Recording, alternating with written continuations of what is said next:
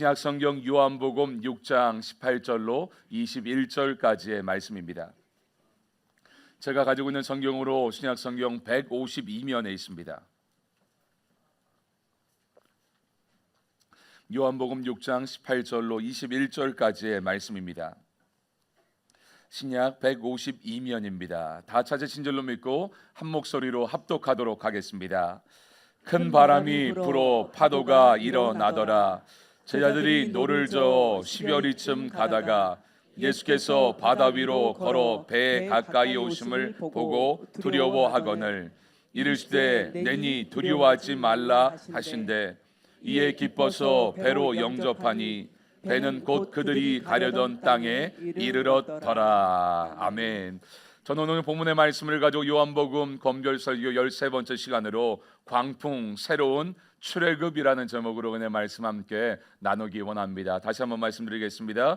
요한복음 강의 13번째 시간으로 광풍 새로운 출애굽이라는 제목으로 은혜 말씀 나누기 원합니다. 우리 말씀의 은혜 나누기 전에 가슴에 손을 얹고 저를 따라 믿음으로 고백하도록 하겠습니다. 하나님은 나를 사랑하십니다. 나를 좋아하십니다. 하나님은 오늘 나에게 말씀하실 것입니다. 그 말씀에 생명이 있고 능력이 있습니다. 말씀을 들으면 삽니다. 변화됩니다. 행복해집니다. 나의 마음을 하나님께 엽니다. 나의 생각을 하나님께 집중합니다. 성령님이 이 예배를 통하여 나에게 역사하실 것입니다. 우리 옆에 계신 분들을 보면서 성령님이 이 예배를 통하여 당신에게 역사하실 것입니다. 인사하도록 하겠습니다. 성령님이 이 예배를 통하여 당신에게 역사하실 것입니다. 오늘 우리 가운데 성령님이 역사해 주실 줄 믿습니다. 오늘 본문 말씀은 지난주에 사복음서에 다 기록된 유일한 사건 하나가 오병이어 기적의 이 말씀으로 이 오병이어 이 기적을 표적이라고 얘기하죠.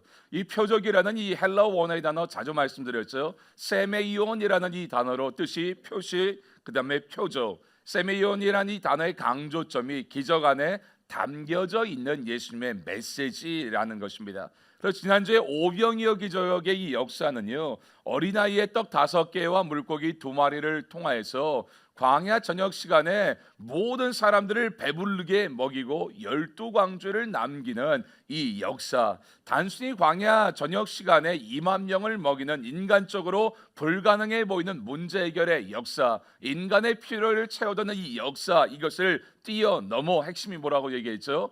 예수님이 하늘에서 오신 생명의 떡으로 그 예수 그리스도의 생명의 떡을 먹을 때 영원히 줄이지 않고 영원한 생명을 얻게 되고 누리게 된다라는 이 기적이 바로 오병이어의 표적이다라고 말씀드렸습니다. 그런데 이제 오늘부터 문제가 시작이 되게 됩니다. 오늘 본문 말씀은 오병이어의 기적 이후에 우리가 잘 알고 있는 예수님이 자신을 왕으로 삼으려고 하는 무리를 다 흩어 보내고 제자들은 바다 건너편으로 보내고 본인은 산으로 기도하러 올라가시게 됩니다. 그리고 제자들이 말씀에 순종하여 배를 타고 갈 때 광풍을 만나고 이 광풍 속에서 생명의 죽음의 위협 가운데 이제 끝장났다라고 하는 밤 사경의 시간에 예수님이 광풍이 있는 바다 위를 걸어서 제자들에게 가시고 광풍이 잠잠해지게 되는 이 역사를 이야기하는 것이 오늘 본문의 말씀입니다. 신학자들은 이 광풍을 잠잠케 하는 이 기적의 이 말씀을 어떻게 귀속하여 설명하고 있는가? 오병이어의 역사의 표적 안에 있는 또 하나의 표적이다라고 얘기합니다. 오병이어의 표적과 광풍을 잠잠케 하는 이 표적이 따로따로가 아니라 오병이어의 표적 아래 속해 있는 또 다른 표적이 광풍을 잠잠케 하는 표적이다라고 얘기합니다. 그러면 표적이 세미온 뭐라고 얘기했죠? 기적 안에 담겨져 있는 예수님의 메시지. 그럼 오늘 본문 말씀에 광풍을 잠잠케 하는 이 기적 표적 안에 예수님이 말씀하시고자 하는 메시지가 담겨져 있다라는 것입니다. 그래서 저는 오늘 본문 말씀을 통하여 광풍을 잠잠케 하시는 예수님의 이 표적, 이 기적의 역사 안에 담겨져 있는 2가지의 우리를 향한 메시지 여러분들과 추적하며 은혜 나누기 원합니다. 첫 번째입니다. 우리 한번 같이 읽어보도록 하겠습니다. 시작. 물질적 세계를 기초로 둔 애굽에서 출애굽을 해야 합니다. 다시 한번 읽어볼까요? 시작. 물질적 세계를 기초로 둔 애굽에서 출애굽을 해야 합니다. 오병이어의 이 표적 사건 이후에 무리와 제자들의 문제점들이 노출되기 시작을 합니다. 질문 한번 해보겠습니다. 아주 쉬운 질문일 수도 있고 어려울 수 있는 질문일 수도 있습니다. 둘 중에 어떤 것이 더 위험한 상황일까요? 첫 번째는 예수님을 왕으로 모시려고 하는 이 상황이 위험할까요? 아니면 제자들이 풍랑을 만난 상황이 위험할까요? 어떤 상황이 더 위험해 보입니까? 에? 네, 둘 다. 네. 보통 인간적으로 보면 광풍에서 죽음의 위협, 이 상황이 위험해 보일 것처럼 보이지만 오늘 본문 말씀을 통하여 위험한 상황은요, 광풍을 만나는 상황이 아니라 이상하죠. 예수님을 왕으로 삼으려고 하는 이 상황이 위험하다, 이것을 이야기합니다. 이게 무슨 말인가? 오늘 이 답의 설명이 다시 첫 번째 대지 안에 담겨져 있습니다. 우리 다시 한번 읽어보도록 하겠습니다. 시작. 물질적 세계를 기초로 둔 애굽에서 출애굽해야 합니다. 왜 광풍을 만나는 상황이 더 인간적으로 위험하지? 예수님을 왕으로 삼는 이 상황, 이거는 위험한 게 아니라 이게 예수님의 뜻이 아닌가, 우리가 이렇게 생각하고 여길 수 있는데, 오늘 본문 말씀은 광풍을 만난 상황이 위험한 게 아니라 이해 지금은 안 될 수 있지만요, 예수님을 왕으로 삼으려고 하는 이 상황이 위험하다, 이것을 우리에게 이야기하고 있습니다. 우리 함께 요한복음 6장 15절 같이 읽어보도록 하겠습니다. 시작. 그러므로 예수께서 그들이 와서 자기를 억지로 붙들어 임금으로 삼으려는 줄 아시고 다시 혼자 산으로 떠나가시니라. 아멘. 오병이어의 기적의 역사 이후에 수만 명의 무리들이 예수님을 열광적으로 세상의 왕으로 삼으려고 열렬히 지금 환호하고 있습니다. 인간적으로 생각한다고 한다면 예수님이 이 땅에 왕으로 오셨기 때문에 예수님이 왕의 자리에 오르신다라고 한다면 지금이 최고의 기회고 최고의 찬스입니다. 수만 명의 사람들이 말도 하지 않았는데 왕으로 모시려고 합니다. 또한 제자들의 마음은 어떠실 것 같습니까? 지금 예수님을 따르면서 모든 것을 버리고 따랐는데, 야, 내 선택이 맞아, 오라. 지금 예수님을 수만 명의 사람들이 왕으로 삼으려고 한다. 그러면 지금 이 열광적인 지지를 가지고 예수님을 왕의 자리로 모셔야 되겠다, 이런 생각하지 않겠습니까? 어찌되었든 이 땅에 왕으로 오신 예수님이 왕의 자리에 등극할 수 있는 최고의 찬스, 기회가 만들어졌다라는 이 사실에는 의심할 여지가 전혀 없습니다. 그런데 예수님의 반응이 이상하다라는 것입니다. 왕으로 이 땅에 예수님이 오셨다고 한다면, 왕으로 모시겠다라고 하면, 그러면 기뻐하고 좋아해야 할 그 상황임에도 불구하고 예수님은 이 상황을 탐탁치 않게 여기셨다라는 것입니다. 그래서 15절의 말씀을 보게 되면 예수님은 무리를 피해 혼자 홀로 산에 기도하러 올라가셨다라고 말씀하고 있습니다. 다른 복음서를 봤더니요, 이 부분을 조금 더 구체적으로 이렇게 설명하고 있습니다. 마태복음 14장 22절 말씀에 보면 예수께서 즉시 제자들을 재촉하사 23절에 기도하러 따로 산에 올라가시니, 예수님은 지금 오병이의 기적의 역사 이후에 예수님을 왕으로 삼으려고 하는 이 상황 가운데 어떻게 하는가? 왕으로 여기려고 하는 무리들을 다 흩어버립니다. 그리고 제자들은 바다 건너편으로 빨리 즉시 가게 만들고 본인은 혼자 홀로 산에 기도하러 올라갔다라는 것입니다. 그럼 예수님이 이렇게 하신 이유가 무엇일까요? 특별히 제자들을 바다 건너편으로 가게 하고 의도적으로 일부러 광풍을 만나게 하셨습니다. 그러면 그 광풍 생명의 위협 속에 주님이 말씀하시고자 하는 것, 깨닫게 하시고자 하는 것이 무엇인가 우리가 생각해 봐야 됩니다. 제자들이 예수님의 말씀에 순종하여 배를 타는 이 시간을 마태, 마가, 누가복음에만 기록되어지 않고 마태, 마가, 요한복음에 이 광풍을 잠잠케 하는 기적의 역사의 말씀이 나와 있는데, 이 말씀들을 보게 되면 해지기 바로 직전에 배를 탔다라는 거예요. 그러니까 약 6시경에 탔다라고 이렇게 생각하면 편할 것 같습니다. 그리고 광풍을 만나게 되고 예수님이 어느 시점에 찾아오시는가? 밤 사경이죠. 오늘날로 계산하면 새벽 3시 이쯤에 예수님이 광풍이 있는 바다 위를 걸어 제자들에게 찾아오게 되게 됩니다. 그리고 그 예수님을 바라보고 제자들은 이 당시에 뭐 상상도 하지 못하는 거죠. 사람이 오늘날로 얘기하면 어벤져스부터 해서 뭐 슈퍼맨, 원더우먼 뭐 있기 때문에 무리를 걸어올 수도 있겠다 생각할지 모르겠는데 이 당시엔 전혀 이런 게 없기 때문에 무리를 걸어오는 어떤 물체를 보고 예수님임에도 불구하고 유령이라고 귀신이라고 소리 지르고 두려워 벌벌 떱니다. 이때 예수님께서 두려워 벌벌 떨고 있는 제자들에게 처음 하신 말씀이 요한복음 6장 20절입니다. 우리 함께 읽어보도록 하겠습니다. 시작. 이르시되 내니 두려워하지 말라 하신대. 아멘. 내니 두려워하지 말라. 여기서 중요한 단어가 있거든요. 한번 따라해 보겠습니다. 내니. 이 내니라는 단어를 우리가 알아야 합니다. 누가복음을 제외한 마태, 마가 그리고 요한복음에 이 내니라는 단어가 동일하게 반복적으로 쓰여지고 있습니다. 마태복음 14장 27절에 나니 두려워하지 말라. 내니란 똑같은 단어입니다. 또 마가복음 6장 20절에 내니 두려워하지 말라. 요한복음 6장 50절에 내니 두려워하지 말라라고 얘기하고 있습니다. 이 내니라는 이 헬라어 원어의 단어가 에고 에이미라는 단어로 뜻이 스스로 있는 자.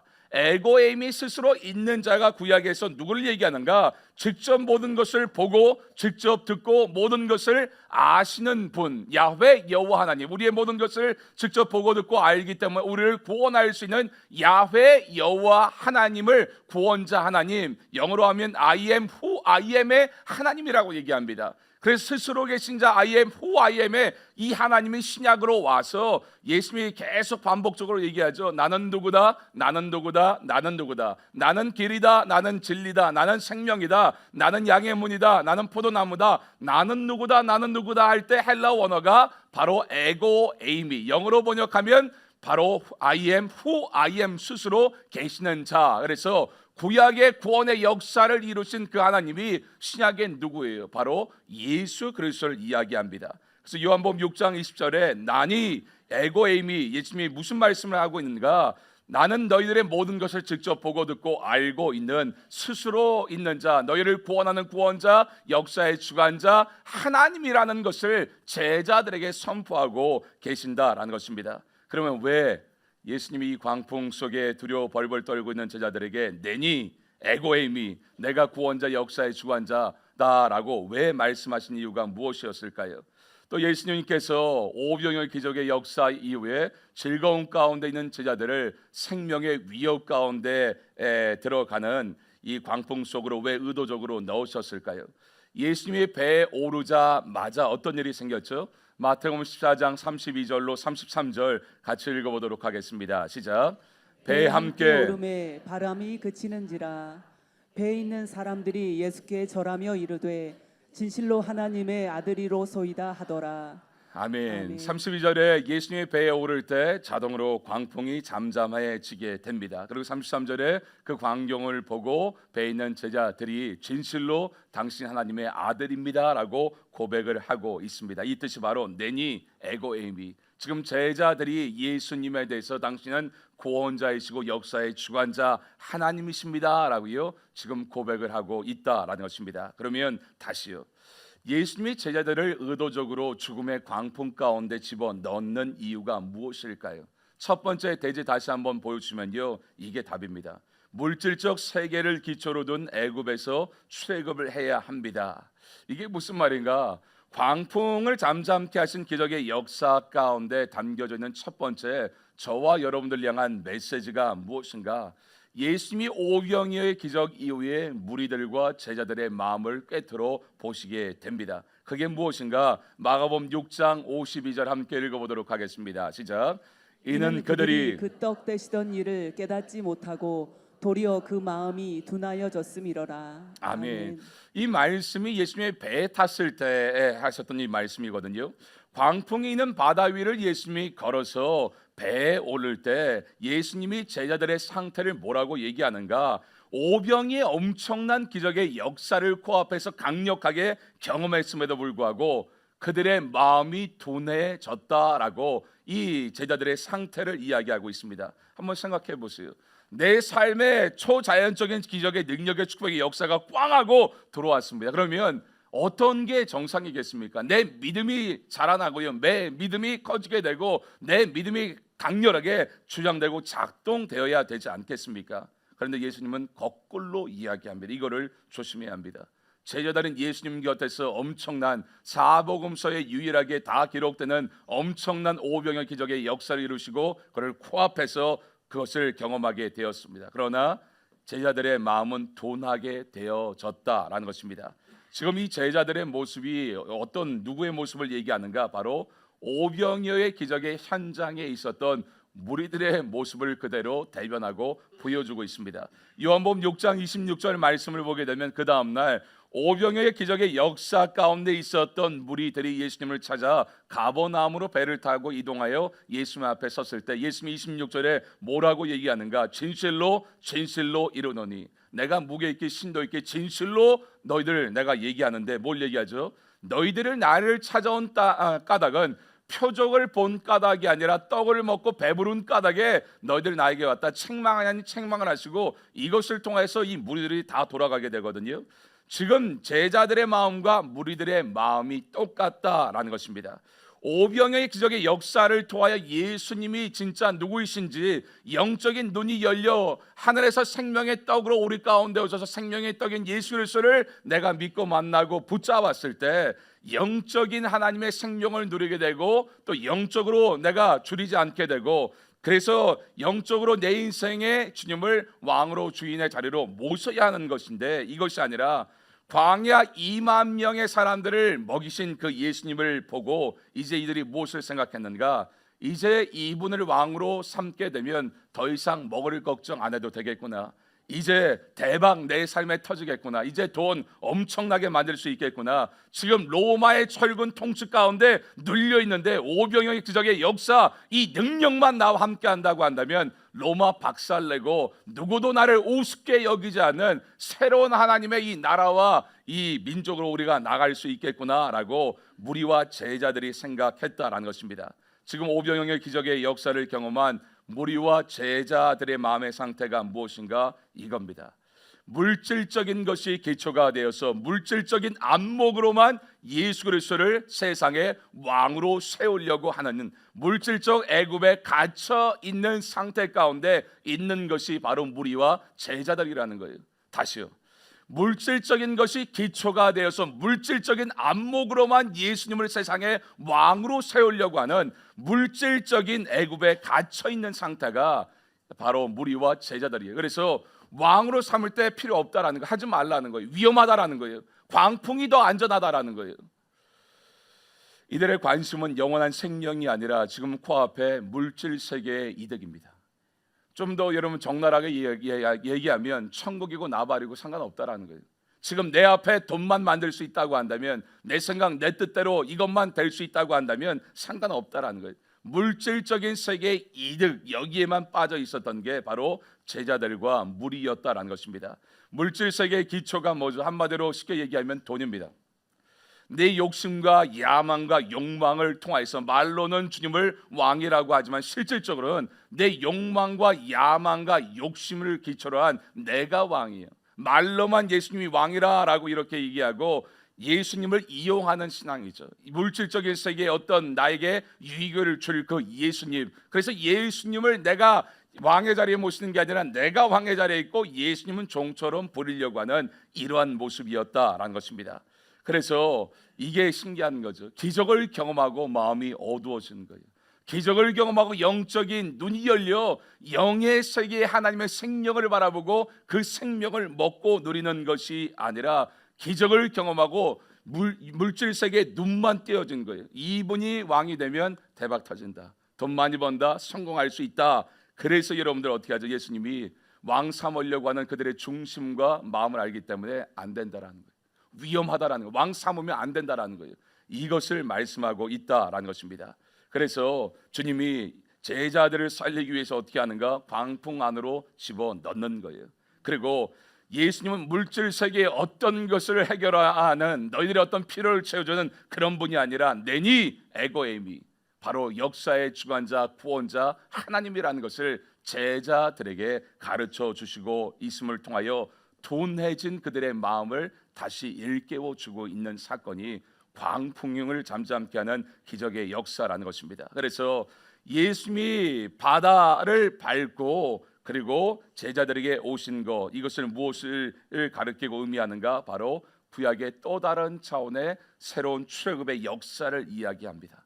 애굽이란 물질 세계 여기에 완전히 갇혀서 물질 세계 안목으로만 예수님을 바라보고 인생의 세상의 왕으로 섬기려고 하는 그 애굽 물질 세계에 갇혀 있는 그 애굽 땅에서 너희들 출애굽해야 된다라는 거예요. 또 다른 차원의 출애굽의 역사를 통하여 나와 영적인 눈을 떠서 나는 물질 세계의 어떤 것을 위해서 이 땅에 온 것이 아니라 너희에게 영원한 생명을 주고 영원한 안식을 주기 위해 온 역사의 주관자 내니 에고에이미 I am who I am 스스로 있는 역사의 주관자 구원자 하나님이라는 것을 가르쳐주고 있다는 것입니다. 오늘 우리 안에 혹 무리와 제자들과 같은 물질적 세계의 안목만 가지고 주님을 바라보고 모든 게 그거 하나예요.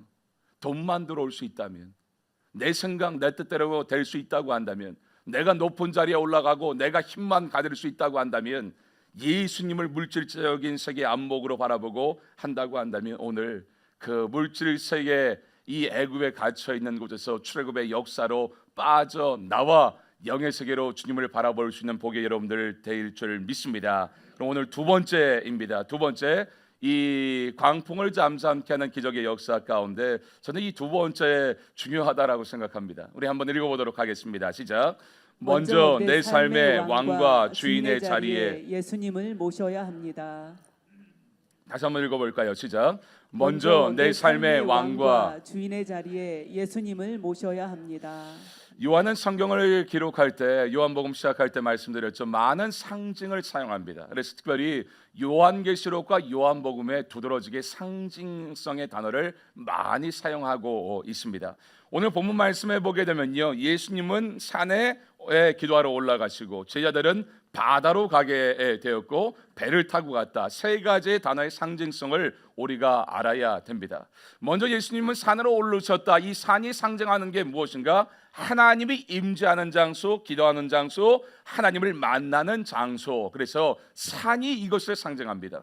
바다는 무엇을 상징하는가? 하나님이 없는 타락한 세상을 상징하는 게 바다입니다. 그래서 요한계시록에 보면 바다에서 짐승, 용이 나온다. 하나님을 떠난 타락한 세상을 상징하는 게 바다입니다. 그리고 배를 타고 갔다 했을 때 배는 무엇을 상징하는가? 우리의 인생을 상징하고 있습니다. 그래서 예수님은 산으로 가셨고 제자들은 바다로 갔다라는 의미가 무엇인가? 예수님은 하늘의 영광을 구했고 제자들은 세상의 영광을 구했다라는 것입니다. 또한 예수님은 하나님의 얼굴을 구했고 제자들은 세상의 성공을 구했다라는 것을 의미하고 있습니다. 그래서 예수님의 제자들을 급히 재촉해서 바다로 보낸 이유가 무엇인가?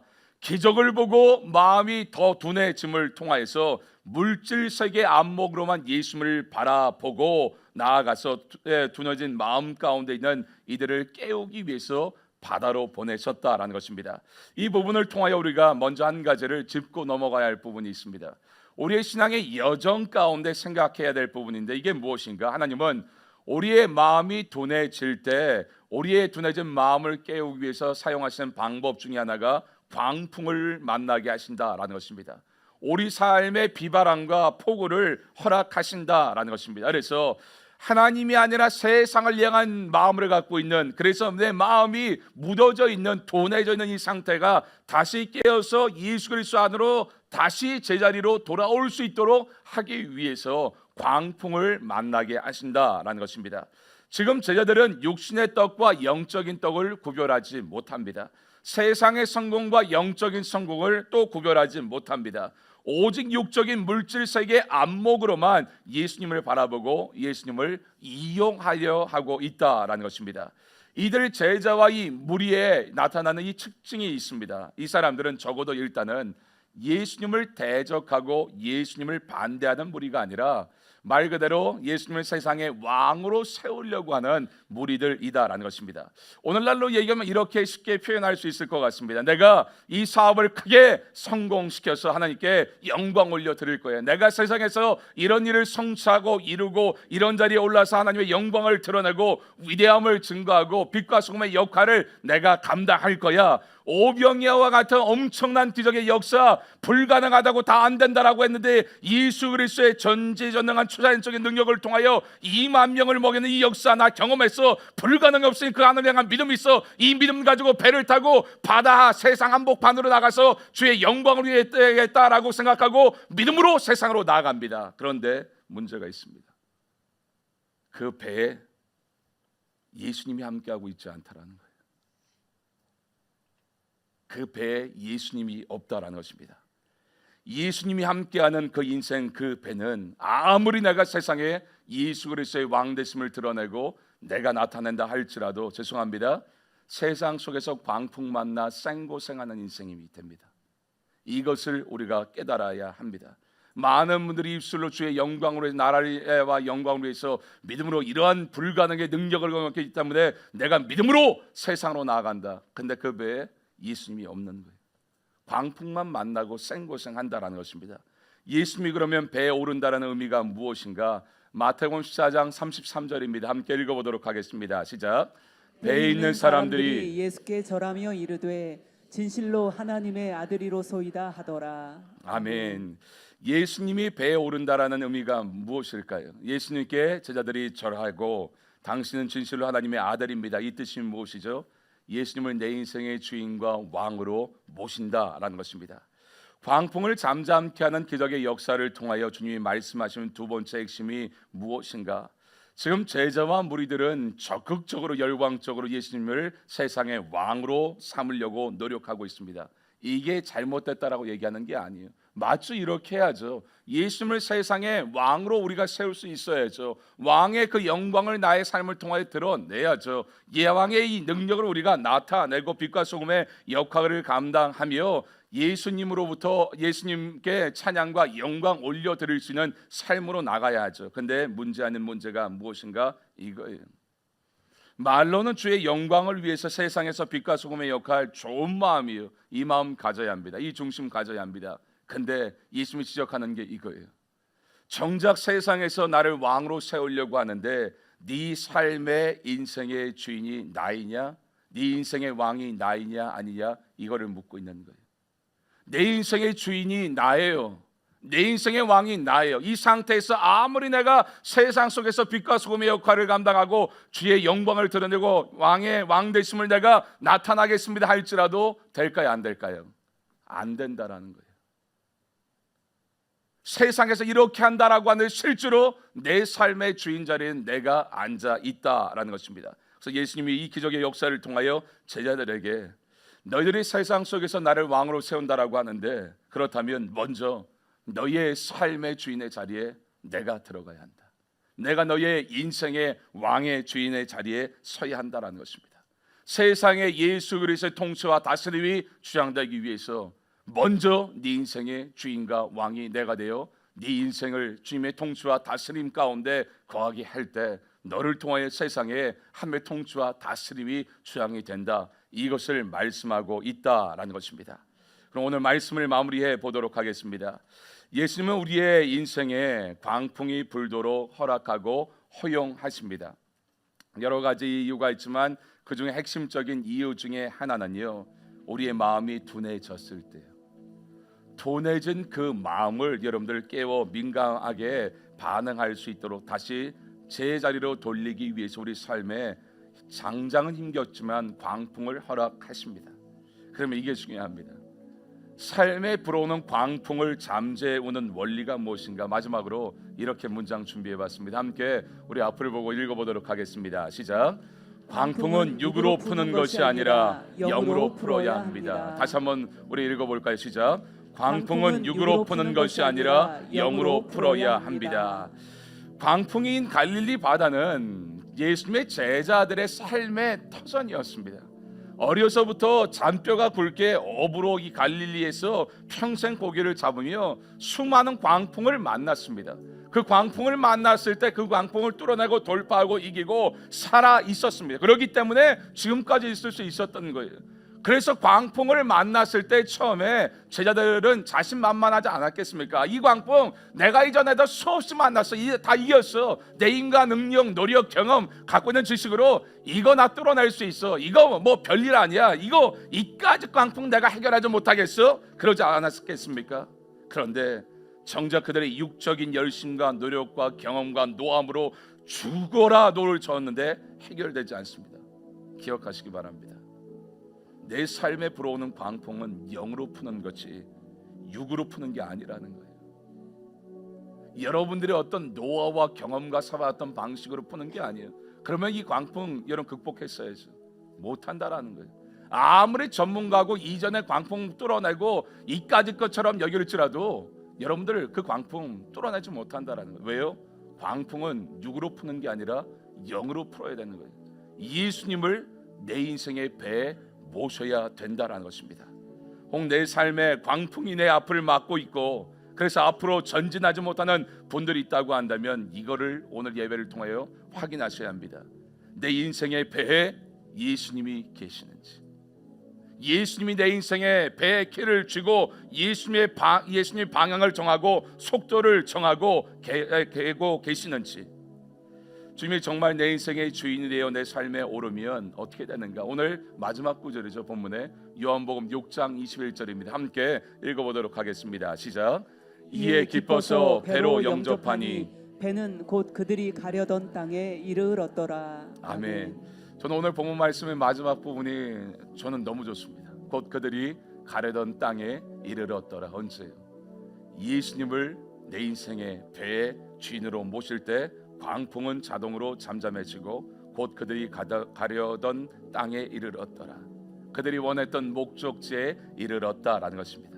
마지막으로 우리가 이 부분을 보고 오늘 말씀을 마무리하려고 합니다. 예수님과 제자들이 갔던 이 목적지 바다 건너편으로 가라, 마태, 마가, 요한복음에 처음에 장소를 얘기하고 있지 않고 나중에 요한복음 후반부에 보면 이 장소가 가버나움이다라고 얘기하고 있습니다. 이 가버나움이라는 이곳에 예수님과 제자들이 가서 모이게 되는데 한번 잘 보세요. 물리적인 목적지로는요 가버나움에 예수님과 제자들이 함께하고 있습니다. 근데 중요한 게 이겁니다. 영적인 목적지가 달랐다라는 거예요. 물리적인 이 목적지인 가버나움에는 예수님과 제자들이 똑같이 여기에 도착해서 있어요. 근데 영적인 목적지는 제자들과 예수님이 달랐다라는 거예요. 이 말은 다른 말로 무엇을 얘기하는가? 우리는 겉에 보여지는 것으로 너무 판단하고 이걸로 안심하는 거예요. 내가 예배하고 있으니까, 내가 설교하고 있으니까, 내가 선교지에 있으니까, 헌신하고 봉사하고 있으니까 내가 예수님 안에서 온전하게 그래도 내가 믿음으로 가고 있다. 아니요. 물리적인 목적지는 같아서 가버나움에 있을지 모르겠지만 영적인 목적지가 다름을 이것을 이 광풍을 잠잠하는 기적의 역사를 통하여 이거를 드러내고 있는 거예요. 물리적으로 겉으로 봤을 때는 예수님과 함께하는 그 자리에 있지만 제자들의 이 마음은 어떻죠? 물질 세계의 안목을 가지고 예수 그리스도를 세상의 왕으로 삼아 이용하려고 하는 영적인 목적지를 가지고 있었고, 예수님의 목적지는 무엇입니까? 세상의 왕 아니, 그냥 집니다. 네 인생의 주인과 왕으로 나를 그 배에 올라탈 수 있도록 해야 된다. 예수님의 목적지는 달랐어. 이걸 착각하면 안 된다라는 거예요. 주님은 우리의 중심을 보십니다. 물리적인 목적지는 같을지 모르지만 영적인 목적지가 다르다라는 거예요. 오늘 예배 나오신 모든 여러분들, 예수 그리스도 안에서 물리적인 목적지뿐만 아니라 영적인 목적지도 예수님과 같아질 수 있는 여러분들 되어야 할 줄 믿습니다. 그래서 이게 중요한 거예요. 주를 위하여 살아가는 거예요. 제가 오늘 예배 전에도 미국에서 한 분이 짧은 카톡을 보내줬는데, 한 목사님의 그 예배 때 죽은 것처럼 쓰러졌다가 천국에 입신해서 올라갔다가 다시 이제 그거를 보고 한 거, 아주 짧은 걸 또 중간에 이 틈에 또 저에게 카톡으로 보내가지고 나보고 정신 차리라고 그런 건지 그걸 봤는데, 이거예요. 정말로 크게 목회하고 교단에서도 그러고 정말로 풍성하게 힘 가지고 하고 전혀 잘못한 게 없다라고 여겼던 그 목사님이 올라가서 봤는데, 하나님을 위한 것은 다 포장재고 다 나를 드러내고 더 힘을 갖고 더 많은 것을 하고 어려운 교회에 목사가 왔을 때 교육관 건축하고 있어가지고 못 도와준다. 근데 지역 유지 정치인의 교회에서 엄청난 후원금을 주고 같이 골프를 친 그거를 주님이 보여주시는 거예요. 오직 관심은 내가 힘을 갖고 내가 주장하고 하는 거. 주님이 그거를 천국에서 그걸 보여주고 다시 한번 기회를 주고 땅에 다시 와서 설교 강단에서 울면서 이제는 사단 마귀는 계속 속삭였대요. 너 그거 얘기하면 너 끝나. 너 이제 목사 이제 못해. 그냥 지금 사는 것처럼 누리고 편안하게 살아. 계속 속삭였는데 하나님 앞에 다시 한번 생명을 준 그 은혜로 말미암아 강단에서 주일 강단에서 울면서 죄인입니다. 겉으로는 주를 위해서 살았지만 돈을 위해서 나를 위해서 명예와 어떤 권력을 위해서 살았습니다. 그 짧은 시간에 카톡을 나한테 보내줘가지고 내가 이거요 보고요 20분을 제가 책상에서 하나님 저는 괜찮습니까? 하나님 저는 괜찮습니까? 막 눈물 나는 거예요. 겁나기 시작하는 거예요. 혹시 이 모습이 내 모습이 아니고 왜 주일날 또 설교 준비하고 있는데 이걸 보내가지고 물질적인 목적지는 같을지 몰라도 영적인 목적지가 달라지면 거기서 끝장나는 거예요. 겉에 보여지는 그것으로 판단할 수 있는 게 아니라는 거예요. 오늘 광풍을 잠잠케 하는 이 예수 그리스도의 기적의 역사, 내 삶에 아주 단순히 문자적으로 광풍을 잠재워 주옵소서, 광풍을 잠잠케 하는 능력을 경험하여 세상 속에서 하나님의 능력의 삶을 살아가게 역사하여 그 차원이 아니라는 거예요. 물질 세계란 애굽에 갇혀가지고 모든 기초가 돈이고 모든 기초가 물질 세계 안목으로 천국과 영원한 생명, 그냥 주를 통하여 돈만 가질 수 있다고 한다면, 주를 통하여 내가 높은 자리에만 올라갈 수 있다고 한다면, 예수님이 광풍이 있는 그 바다 위를 거는 이 사건을 통하여 너희들 물질 세계 안목에 갇혀있는 애굽 땅에서 출애굽해야 된다라는 거예요. 이거를 우리에게 말씀하고 있습니다. 그리고 우리가 말로는 다 주의 영광을 위해서 세상의 왕으로 모셔야 되고 드러내야 합니다. 빛과 소금의 역할 너무 귀합니다. 계속 여러분 이 고백 가지고 살아가야 되는데, 야 지민아, 그거는 참 좋은데 그러기 위해서 먼저 네 인생의 배에 나 없다. 네 인생의 주인의 왕의 자리에 나를 모셔야 되지 않겠냐. 오늘날 딜레마가 뭐예요? 젊은 사람들의 딜레마가 뭐예요? 주를 위해서 열심히 뛰고 달린다고 하는데 정작 내 인생의 주인은 나예요. 광풍 못 뚫고 가는 거예요. 드러내지 못하는 거예요. 오늘 그거를 우리에게 말씀하고 있습니다. 여러분들의 인생의 주인이 누구십니까? 여러분들의 인생의 왕이 누구십니까? 말씀 앞에 고기가도를 우리 금요철에 예배 때 말씀드린 것처럼 그냥 하는 것이 아니라 재고 심각하고 계산기 두들기고 합리성과 효율성을 갖다 대고, 내가 주인이기 때문에 그래요. 오늘 본문 말씀을 통하여 우리 인생에 여기서부터 우리 풀어가야 합니다. 내 인생이란 배에 예수님을 주인으로 왕으로 모시고 나갈 수 있는 복에 여러분들 되기 바랍니다. 그래서 마지막에 우리의 인생의 고백이 곧 그들이 가려던 땅에 이르렀더라. 한번 따라해 보겠습니다. 곧 그들이 가려던 땅에 이르렀더라. 우리의 물질적, 영적 이 모든 여러분들 이 장소가 예수 그리스도를 향함을 통하여 곧 그들이 가려던 땅에 이르렀더라. 목적지에 도착하여 주님께 감사와 영광을 올려드리며 예수 그리스도 살아계심을 증거하고 나타낼 수 있는 저와 여러분들이 되게 될 줄 믿습니다. 우리 함께 오늘 주보 보게 되면요, 우리 나와 있는 아무것도 두려워 말라 이 찬양 함께하고 기도하기 원합니다. 주님이 우리의 산성이시고 요새십니다. 그래서 예수 그리스도의 말씀의 반석에 깊이 뿌리 내리며 예수님을 주인으로 모시고 살아갈 수 있는 내가 되기 원합니다. 이 믿음으로 함께 우리 고백하고 기도할 수 있도록 하겠습니다.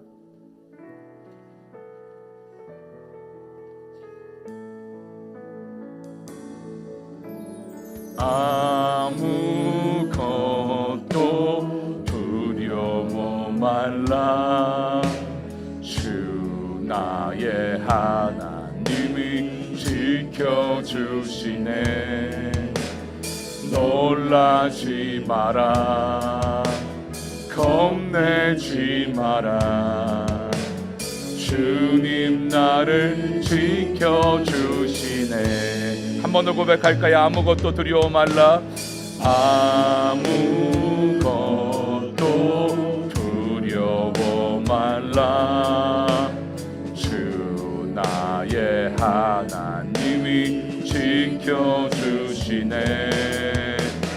놀라지 마라, 겁내지 마라.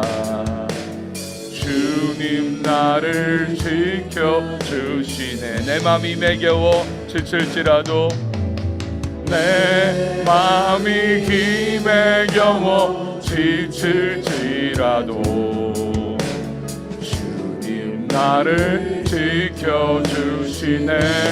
세상의 험한 풍파, 세상의 험한 풍파 몰아칠 때도 주님 나를 지켜주신. 우리 두 손 들고 고백할까요? 주님은 나의 산성, 주님은 나의 산성,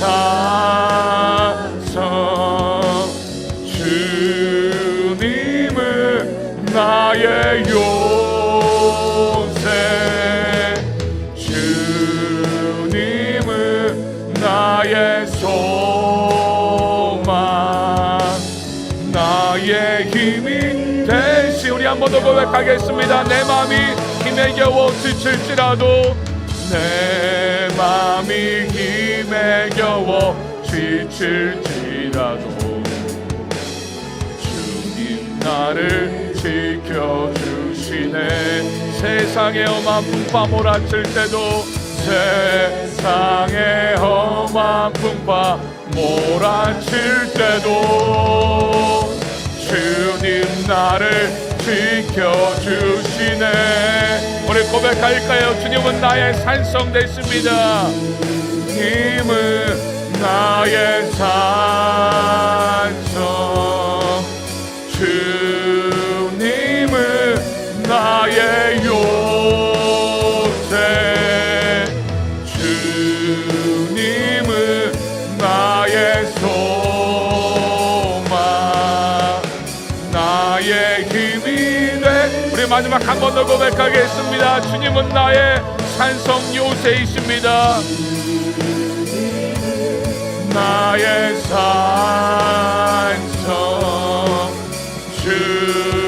주님은 나의 요새,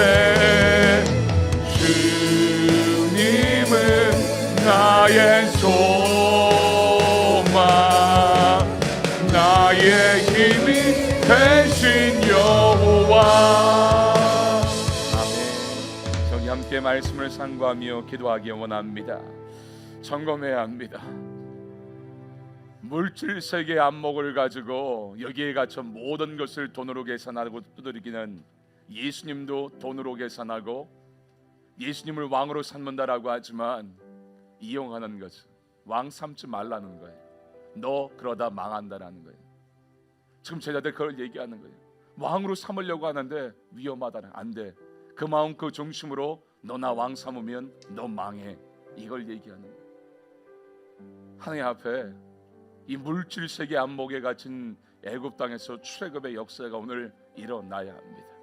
그리고 주의 영광과 주의 왕되심을 나타내기 이전에 중요한 마음, 좋은 마음이면은 분명히 틀림없습니다. 하지만 먼저 네 인생의 배에 나를 왕으로 주인으로 모시면 안 되겠니? 내 인생의 주인의 자리에 예수님을 왕의 자리에 모셔야 한다는 것입니다. 그리고 삶에 들어오는 광풍은 그때 여러분들이 육의 힘으로 된다고 했으면 왜 아직도 광풍 가운데 헤매고 있습니까? 돈으로 된다고요? 힘으로 된다고요? 사람 쪽수로 된다고요? 천천만만해요. 하나님이 갖다 주는 광풍은 영으로 풀어야 합니다. 예수님을 모셔야 합니다. 예수님을 모시고 내 인생의 광풍 영으로 풀고 그 다음 차원의 온전과 완전함으로 나아가 나의 삶을 통하여 예수님을 왕의 자리에, 이 세상 속에 왕의 자리에 올릴 수 있는 우리가 될 수 있도록 역사하여 주옵소서. 우리 다 같이 주여 한번 부르시고 통성으로 기도하겠습니다. 주여, 아버지 감사합니다. 성령님 감사드립니다. 오늘도 요한복음 6장의 광풍에 이 기적의 역사의 말씀 앞에 세워주심에 감사드립니다. 하나님, 깊은 차원 하나님의 그 음성을 들을 수 있는 저들 될 수 있도록 하나님 역사하여 주옵소서. 물질 세계에 빠져있는 애굽 땅에서 출애굽의 역사가 만들어지는 우리가 될 수 있도록 인도하여 주옵소서. 출애굽해야 합니다. 애굽 땅에 묶고매여 있으면 안 됩니다. 물질 세계의 돈의 기초가 된 애굽 땅에 있으면 안 됩니다.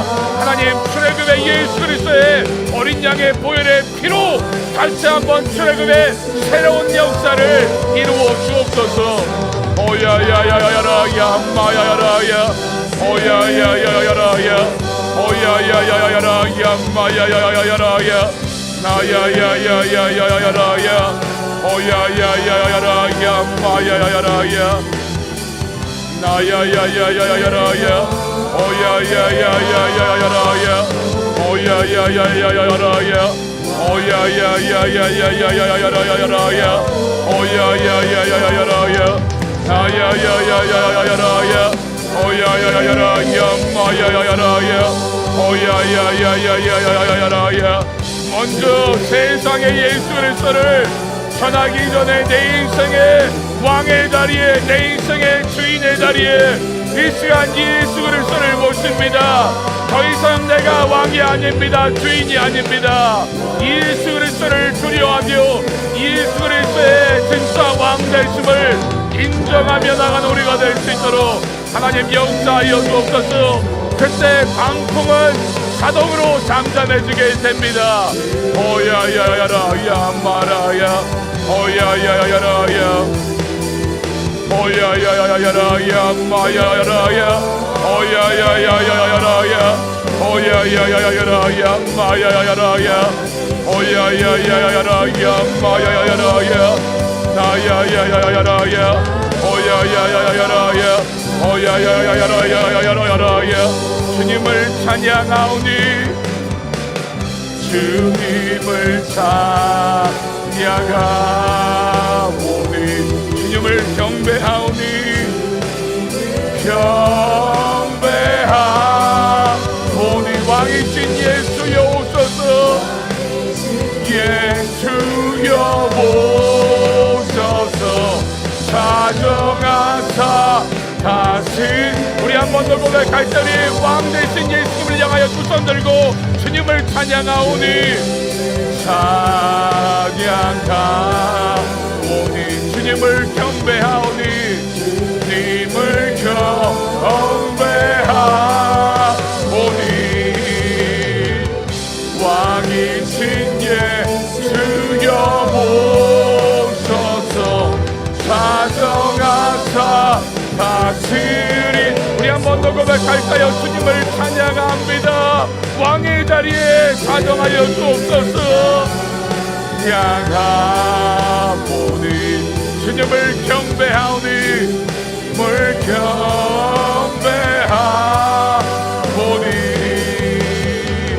왕이신 예수여 오소서 사정하사 다스리 소서 왕이신 예수여 오소서 왕이신 예수여 오소서 사정하사 다스리 소왕이신 예수여 이 시간 오소서 사정하사 다스리소서 오소서 사정하사